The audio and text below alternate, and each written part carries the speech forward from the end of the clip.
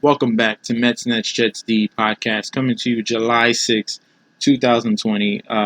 Glad to have you guys back. Hope you guys had a beautiful July 4th weekend. I definitely did. Hope you guys enjoyed that good weather. Wasn't stormy. It was definitely hot, and fireworks were abundant the past few days. But we're here Monday. Um, After the vacation. I just wanted to dive deep into Sam Darnold. This little post from Bill Barnwell, this article that I read that was like a thesis paper here is super long. It goes like maybe this could be like 10 pages if you just scroll all the way down. It's ridiculous. But it's a clear, clean question. Is this Sam Darnold's last chance? No, it's not. I can answer you that right now. I understand that he's not Joe Douglas pick, but Joe Douglas had a decision, obviously, to come over here, and that was a factor. He loved Sam Darnold. That's why he chose to come to the New York Jets and be the GM. He had confidence in Adam Gase. Obviously, year one, it was a tough year, and then he had confidence in Sam Darnold, and those were the two huge critical things that he believed in those two as a tandem, and that he could flip the culture for the New York Jets, in which he's starting to do. And you're seeing the positives from Joe Douglas, seeing the positives from an actual capable GM, not Mike McCagnon, not Tannenbaum, but there's a brighter horizon, clearly, and this is the season. I see Sam Darnold making leaps and bounds in this year. We're following the blueprint. I've said this before. We're following the blueprint that the Buffalo Bills did, and revamping their offensive line and supporting Josh Allen. Josh Allen has an elite arm talent, strength, but he has no accuracy, and they're masking his flaws and throwing weapons. They have Stephon Diggs. They have Brown. They have Beasley. They have a very good offensive line. All these things to boost Josh Allen, and the fact that he can run the ball. So, if you look at the stats, it's glaring that he doesn't have any deep pass accuracy.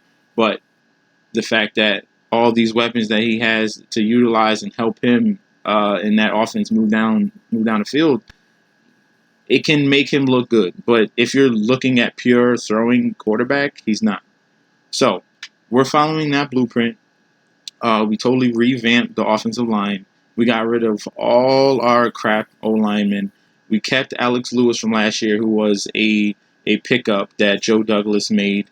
He's a solid guard. We got Connor McGovern. We drafted Mekhi Becton. We got George Fant from Seattle, who was a project, but we believe in his skill. He's athletic, and he definitely is going to get the opportunity to start on that right side, because Becton should have that left side locked down. Now, if you build this line around Sam Darnold and you give him weapons, which we lost Robbie Anderson, granted, but we got Brashad Perriman, who was a first-round pick. Struggled the first couple years with Baltimore and Cleveland Browns, but he had a very strong, bright spot finally when he got the opportunity to start with the Tampa Bay Buccaneers, and really stepped out and showed some promise.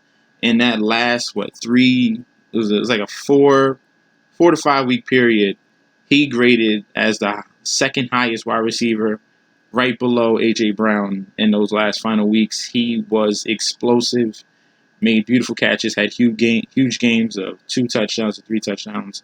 Brashad Perriman finally showed promise, and that's why we gave him a 1-year prove-it deal this year. He still has 4.3 speed. We're not losing speed.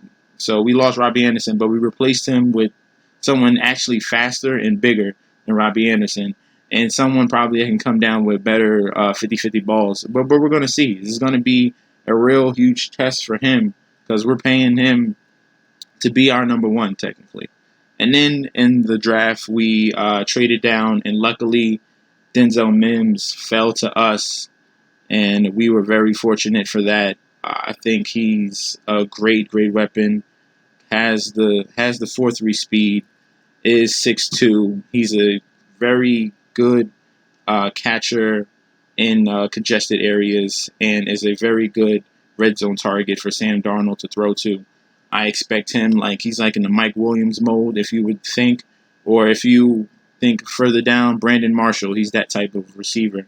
Denzel Mims can definitely be.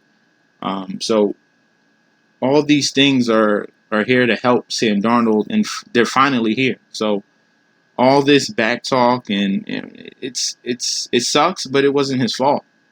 Injuries in the first season and a bad line, and then the second season, a freak mono incident, and then a bad line as well, and no weapons. So this year, this is a clean slate. He should show promise. This is definitely not his last year. He will get another chance. It's more Adam Gase's last year. Now, the thing about that is Adam Gase and Sam Darnold are intertwined. They connect. So if Adam Gase and Sam Darnold if Sam Darnold is doing good, then Adam Gase is doing fine because he is the QB guru. All right, we got this kind of set up where Adam Gase handles the offense and Greg Williams handles the defense. And if Sam Darnold's producing, we're winning because Greg Williams got it on the other side. I have no doubt in my mind Greg Williams is going to have it under control and put us in a situation where we're going to make plays and give our offense a better chance. Now, if our line is good, then that helps Le'Veon Bell. Like, all these things are adding up where we have the pieces. If you look at our defense, we have, and just compare it to the division, our safety tandem, May and Jamal Adams. That's the best safety tandem in the AFC East. Clearly, you look at our linebackers. If they were healthy, Avery Williamson, C.J. Mosley, Terrell Basham, Blake Cashman, Awunso, all these guys, we have depth at our linebackers. Definitely. We have no pass rushers on that edge, which is granted. But our linebackers are still top tier, according to if you look at the division. The Patriots lost their linebackers, Miami's linebackers, and it's not really looking good. Our D-line was top 10 according to PFF rankings, and it's only going to get better because Quentin Williams was in his rookie year. He did a solid job in handling double teams, but we're looking for a promising next step for him. Hopefully he can get more sacks this year, and that's just another boost. So, and then our corners. We had no corners. We gave like $50 million to Darryl Roberts and Tremaine Johnson, and they didn't even play half the season. We had backups. We had Bless Austin, who was a 6th-round pick from Rutgers, and he came in to help give us a little boost. But other than that, we had 3rd-string and 4th-string guys as our cornerbacks. And Greg Williams still led us to a top 10 defense. So that's why I say that side is no problem. Focus on this offensive side, which Joe Douglas has done. He put all his focus on this offensive line, and that only can help Le'Veon Bell, Sam Darnold, and Sam Darnold giving him time to throw to his weapons, which is Brashard Perriman, Denzel Mims, both with 4.3 speed. Chris Herndon is back. We have a lot of depth at the tight end. Ryan Griffin, we have him as well. And then Jameson Crowder is a very, very good slot receiver. Now, and when you give Sam Darnold time, he's already ranked 7th best last year in this right here. If you give Sam Darnold a clean pocket right here, he posted an adjusted completion percentage of 81.7%, like I said, which was top 10 in the league. All right? That's all he needs, man, because he's been through so much. I watched so many Jets games, and you see all these breakdowns on offensive line, and you're like, what can anyone do? Obviously, we had Trevor Siemian. He broke his foot. He sucks. David Fales, he sucks. He didn't have any time, and you saw it was bad quarterback play. But even with bad quarterback play, Sam Darnold still had glimpses. All right? So the obvious answer to this question, like I said before, is Sam Darnold's last chance is a no. This season is going to be a huge stepping stone. And I'm saying it now because why would I say it during the season? I see it. I see it happening. I see it. We have the pieces in place where we're going to make that next step. I called out the Green Bay Packers last year after a bad season, and they made it all the way to the NFC Championship game. I called out the 49ers, and my uncle knows this. I told him the season prior, like, even when Jeremy Garoppolo got that injury against the Chiefs, that he was going to be, that's the guy. When he comes back, he's just a winner. And they had a revamped season, beautiful season. They had the defense clicking. They had the offense clicking. Jimmy Garoppolo plays in that system. I didn't say he was a great quarterback. He plays in that system, and he does what he needs to do. All right, plain and simple. And they had a bounce back year. So this year, my team that I think is going to make a huge leap is going to be the New York Jets. And Sam Darnold, this question won't come up anymore. All right, it'll be, all right, he's an established young quarterback, and he's still the youngest quarterback in the NFL. He's younger than Joe Burrow at 23, and he has 2 years of NFL experience. Like, what more do you want in a quarterback? The youngest quarterback with NFL experience, and the only problem with him was that you didn't support him.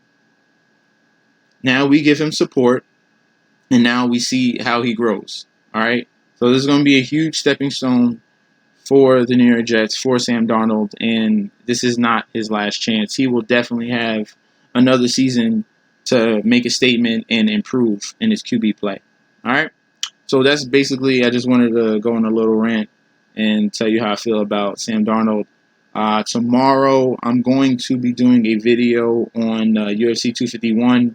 Big news that Jorge Masvidal is replacing Gilbert Burns, who had COVID, in that main card match against Kamaru Usman. I'm going to be going through the prelim card tomorrow, giving my predictions, and then so on and so forth. The next day, I'll do the main card, and then see where I go from there. But I'm trying to pump out content on a daily basis. Thank you guys for tuning in. Don't forget to like, comment, and subscribe to the channel, Message SD. Follow me on Twitter and Instagram at that same title. Thank you guys for tuning in. Peace out, and see you tomorrow.